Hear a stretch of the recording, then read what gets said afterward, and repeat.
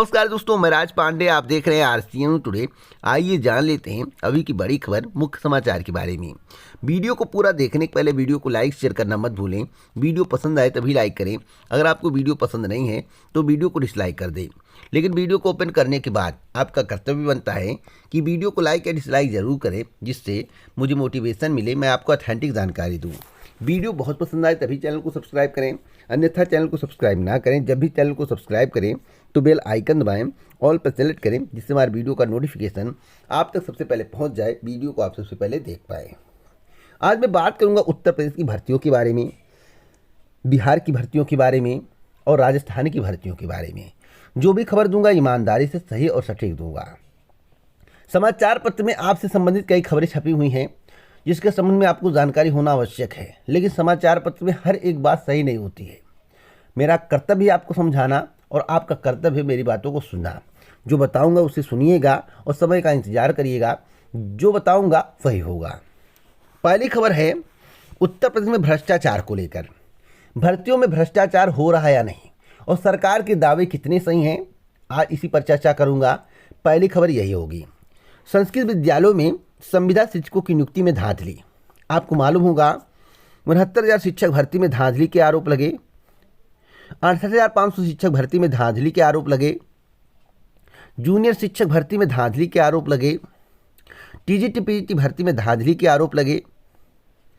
इधर संस्कृत विद्यालयों में भी धांधली के आरोप लग रहे हैं कि जो संविदा शिक्षकों की नियुक्ति की गई उसमें धांधली की गई है। लिखा हुआ है कि प्रबंधक के बेटे को साक्षात्कार में 80 में से 74 नंबर, दूसरे नंबर पर रहे अभ्यर्थी का शैक्षिक गुणांक 100, लेकिन इंटरव्यू में मिले महज 20 अंक।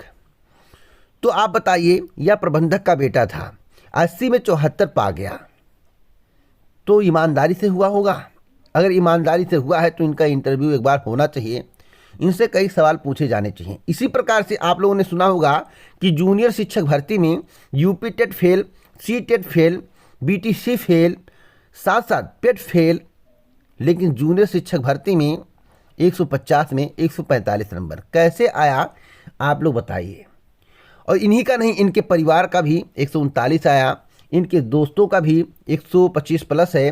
कई ऐसे कैंडिडेट हैं जिसके बारे में किसी को जानकारी नहीं है, अपनी मार्कशीट को ओपन नहीं किए हैं। 147 भी होगा, 140 भी होगा, 139 भी होगा, 138 भी होगा, मतलब कि हाईएस्ट नंबर पाए गए हैं। अब मेरिट कितनी जाएगी, आप सभी के जहन में सवाल होगा। तो इस चैनल के माध्यम से बहुत पहले ही आपको बताया गया था कि मेरिट अप्रत्याशित होगा। एकेडमिक गुणांक ऐड करने के बाद आपको असली खेला नज़र आएगा और जो चयनित हो जाएंगे, जिनके अच्छे नंबर हैं, उन्हें खुशी होगी। जिसका एकेडमिक भी अच्छा हो और 150 में 142-43 पाया हो, उसे किस बात की चिंता, उसकी तो नौकरी लगनी है। तो आप सोचिए कि भविष्य क्या है, भ्रष्टाचार है या नहीं है, मुझे बताने की आवश्यकता नहीं है। इसके बारे में कुछ नहीं कहूँगा। जो समाचार पत्र में निकला हुआ है उसका मैं विश्लेषण कर रहा हूँ, मैं आपको समझा रहा हूँ। अगली अपडेट है तदस्थ शिक्षकों को लेकर। तदस्थ शिक्षकों की सूचना मांगी। सहायता प्राप्त माध्यमिक स्कूलों में प्रशिक्षित स्नातक टीजीटी 2021 के तहत जारी अभ्यर्थियों के परिस्थान आदेश के सापेक्ष स्कूलों में कार्यरत तदस्थ शिक्षकों की सूचना मांगी गई है। शिक्षा निदेशक विनय पांडे ने सोमवार को सभी मंडलीय संयुक्त शिक्षा निदेशकों और जिला विद्यालय निरीक्षकों को पत्र लिखकर सूचना भेजने को कहा है। सोमवार को शासन के विशेष सचिव जयशंकर दुबे की अध्यक्षता में हुई बैठक के बाद जानकारी जुटाई जा रही है, तो जल्द ही पूरा डाटा प्रस्तुत किया जाएगा। अगली अपडेट है जेईई उपवस्तु विद और 489 पदों की भर्ती को लेकर। जैसा कि आपको मालूम होगा कि इस चैनल के माध्यम से आपको बताया गया था कि 15 दिसंबर तक कोई परीक्षा नहीं होगी। 15 दिसंबर के बाद परीक्षा हो सकती है, ऐसा भी नहीं कहा जा सकता कि परीक्षा नहीं होगी। लेकिन इतना मेरे द्वारा आपसे कहा गया था कि यूपी SSSC की 100 में से 80% भर्ती अनकम्प्लीट रहेगी, कंप्लीट नहीं होगी। और जो बताया गया वही हुआ है और होता जा रहा है, जो पहले बताया गया था 1 वर्ष पहले। तो आप लोग वीडियो को सुना करिए, समझा करिए। अब एडमिट कार्ड 19 दिसंबर को अगर परीक्षा होता है तो कब आएगा, तो एडमिट कार्ड आपको दिसंबर के दूसरे सप्ताह में देखने को मिलेगा। दिसंबर के दूसरे सप्ताह में, तो जमकर तैयारी करिए जिससे आपका सिलेक्शन हो सके।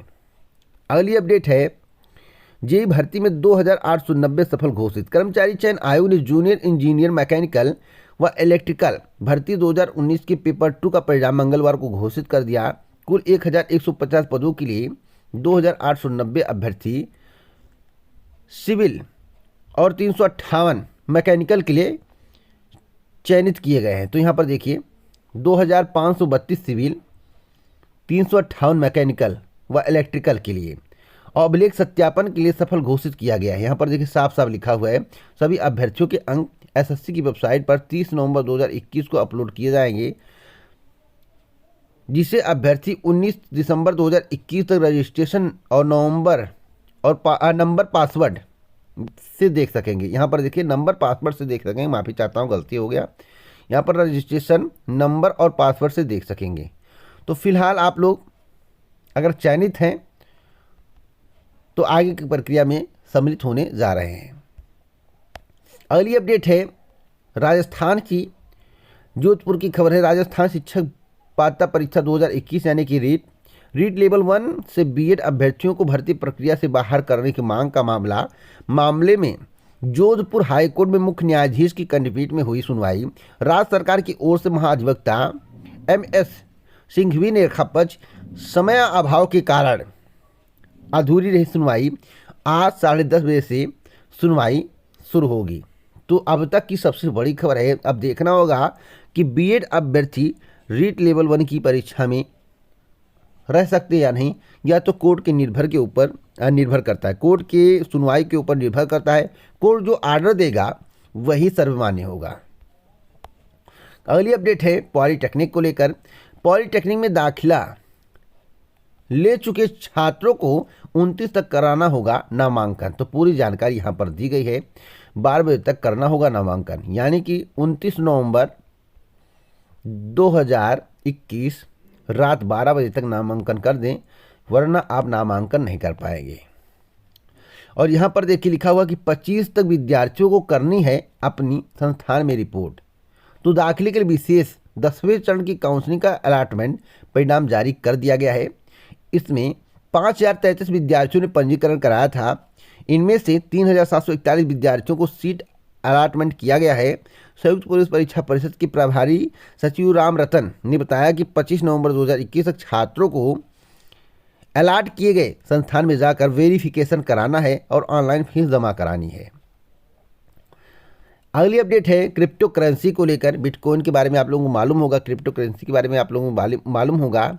इस पर सरकार के द्वारा एक विधेयक लाया जाने वाला है, जिसकी तैयारियां चल रही हैं। आपको बता दें कि संसद के शीतकालीन सत्र के लिए 26 विधेयक सूचीबद्ध किए गए हैं। इनमें तीनों कृषि कानून को निरस्त करने वाले विधेयक से लेकर क्रिप्टो करेंसियों आधिकारिक डिजिटल मुद्रा विनिमय बिल शामिल है। लोकसभा सचिवालय ने मंगलवार को यह जानकारी दी है। तो अब तक की सबसे बड़ी खबर है। अगली खबर है यूपी टीईटी को लेकर। यूपी टीईटी में नजर रखेंगे कंट्रोल रूम के 40 कैमरे। तो पूरी तैयारियां की जा रही हैं नकल विहीन परीक्षा कराने के लिए। वैसे पीएनपी की तैयारियां चुस्त और दुरुस्त रहती हैं, फिर भी भ्रष्टाचार के आरोप लग जाते हैं। इसका कारण क्या है, इस कारण के बारे में मैं नहीं कह सकता, आप लोग बताइए कमेंट बॉक्स में इसका कारण क्या है कि परीक्षा सुचारू पूर्ण संपन्न कराने के लिए, सही तरीके से संपन्न कराने के लिए, भ्रष्टाचार के आरोप ना लगे, नकल विहीन परीक्षा कराने के लिए पूरी व्यवस्था की जाती है, तब भी भ्रष्टाचार के आरोप लग जाते हैं और प्रतियोगी छात्र साक्ष्य दिखाते हैं। तो आखिरकार ऐसा कैसे होता है, आप लोग अपनी राय कमेंट बॉक्स में जरूर दें। अगली अपडेट है मनरेगा संविदा कर्मियों का अब हर महीने जमा होगा ईपीएफ। तो यहाँ पर पूरी जानकारी दी गई है।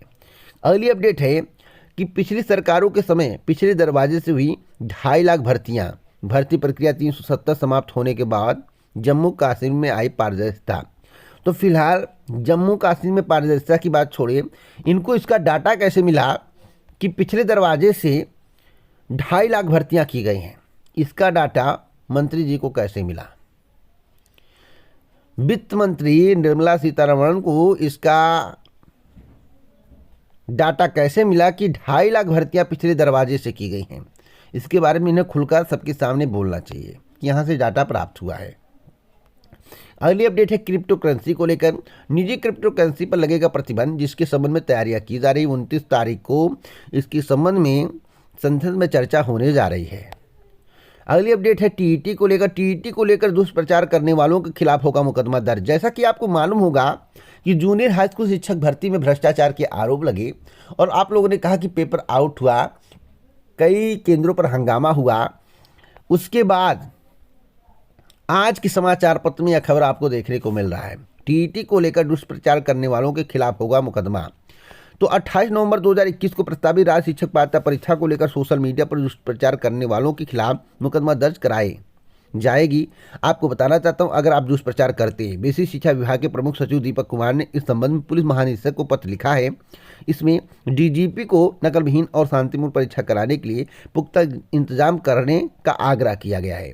तो फिलहाल कहीं भ्रष्टाचार होगा, कहीं हंगामा होगा, किसी केंद्र पर अभ्यर्थी आरोप लगाएंगे, क्या सोशल मीडिया के माध्यम से अभ्यर्थियों को जानकारी नहीं दी जाएगी। और मैं आपको बताना चाहता हूं कि बड़े बड़े चैनल वाले इस मुद्दे को नहीं उठाएंगे, लेकिन जो सोशल मीडिया होते हैं, छोटे चैनल होते हैं, इस मुद्दे को उठाते हैं, अभ्यर्थियों के हक की बात करते हैं। बड़े चैनल, आप बताइए, आपका कोई मुद्दा उठाओ, नई प्राइमरी शिक्षक भर्ती की मांग चल रही, कौन सा चैनल आपका मुद्दा उठाया? छोटे छोटे चैनल उठा रहे हैं। तो फिलहाल सरकार को इस पर विश्वास करना चाहिए। अगर सरकार चाहती है कि हमारे कहने पर चैनल चले, तो ऐसा संभव नहीं है। आप बड़े चैनल को खरीद सकते हैं, यूट्यूब पर या सोशल मीडिया पर चैनल वालों को नहीं खरीद सकते हैं। आप अपना काम करिए, मीडिया अपना काम करेगी। अगली अपडेट है, अगले साल से बदल जाएगा यूपी बोर्ड के प्रश्न पत्र का पैटर्न। उत्तर प्रदेश माध्यमिक शिक्षा परिषद की हाई स्कूल बोर्ड परीक्षा के प्रश्न पत्र का पैटर्न शैक्षिक सत्र 2022 से 23 से बदल जाएगा। इसमें 20% अंकों का वस्तुनिष्ठ प्रश्न पत्र दिया जाएगा। वर्तमान में हाई स्कूल की बोर्ड परीक्षा में अभी तक वस्तुनिष्ठ प्रश्न पत्र की व्यवस्था नहीं है।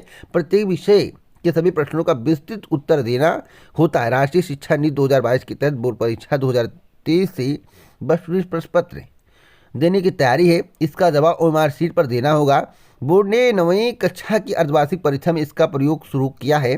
प्रदेश में बोर्ड से संबद्ध विद्यालयों में चल रही 9वीं की अर्धवार्षिक परीक्षा में प्रत्येक विषय में एक प्रश्न पत्र वस्तुनिष्ठ दिया जा रहा है। इसमें उत्तर ओएमआर शीट देना होता है। बोर्ड के एक अधिकारी का कहना है कि वस्तुनिष्ठ प्रश्न पत्र से प्रत्येक विद्यार्थी के प्राप्तांक में इजाफा होगा और परीक्षा परिणाम भी सुधरेगा। यानी कि इससे एक फ़ायदा होगा, जो परिणाम 2 महीने में जारी होता था, वह परिणाम 1 महीने में जारी किया जा सकता है। तो पूरी तैयारियां की जा रही हैं, 2022 से 30 में लागू करने की तैयारी चल रही है। अगली अपडेट है रिपोर्ट, यूपी में 35% विधायक दागी, 79% करोड़पति। अब दागी सबसे ज़्यादा किस पार्टी में है, इसके संबंध में आपको जानकारी होना आवश्यक है। वैसे बीजेपी साफ सुथरी पार्टी अपने आप को मानती है कि हमारे में करोड़पति नहीं, क्या है। आपको कई प्रकार की खबरें सोशल मीडिया पर देखने को मिलती है और भ्रष्टाचार मुक्त पार्टी बताई जाती है। तो यहाँ पर देखते हैं, आइए देखिए, सभी पार्टी का नाम यहाँ पर दिया गया है, भाजपा, सपा, बसपा, अपना दल, कांग्रेस। सबसे ज़्यादा भ्रष्ट और सबसे ज़्यादा करोड़पति दागी विधायक किसमें हैं? तो भाजपा में 304 विधायक हैं दागी। देखिए यहाँ पर पूरा डाटा दिया गया, 304 विधायक, और करोड़पति 235, दागी 106। तो दागी 106 है केवल, करोड़पति 235 और विधायक 304। तो आप यहाँ पर देख सकते हैं पूरा डाटा दिया गया है।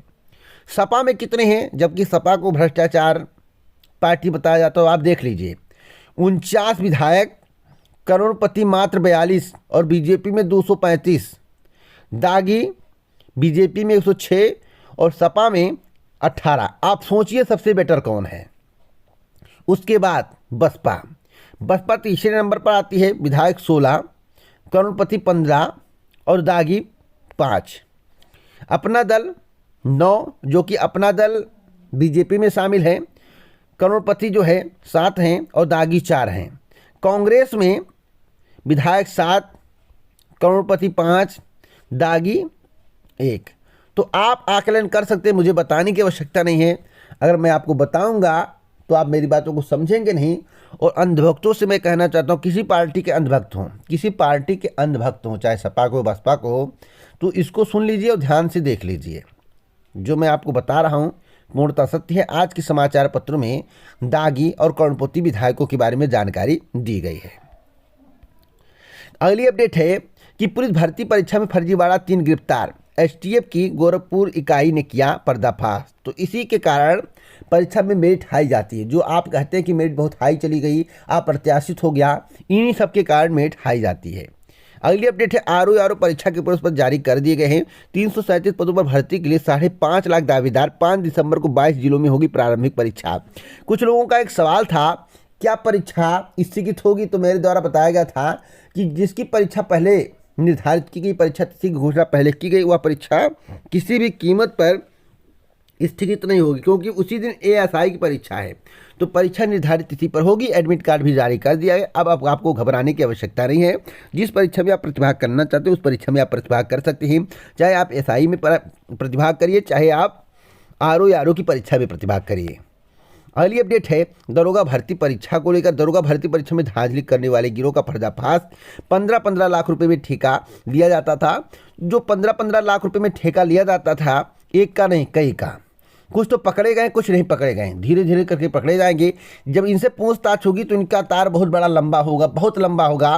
और आप सोचते होंगे कि इतना बड़ा तार, इतने लोगों का ठेका कैसे लिया जाता? तो लिया जाता भैया या उत्तर प्रदेश है। उत्तर प्रदेश में सब कुछ संभव है। मैं आपको बताना चाहता हूं कि ऐसे लोगों पर कड़ी से कड़ी कार्रवाई होनी चाहिए।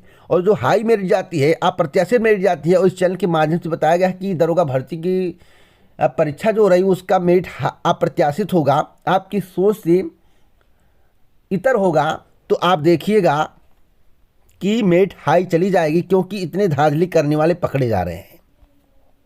अगली अपडेट है कि दिसंबर के पहले सप्ताह से काउंसलिंग की तैयारी।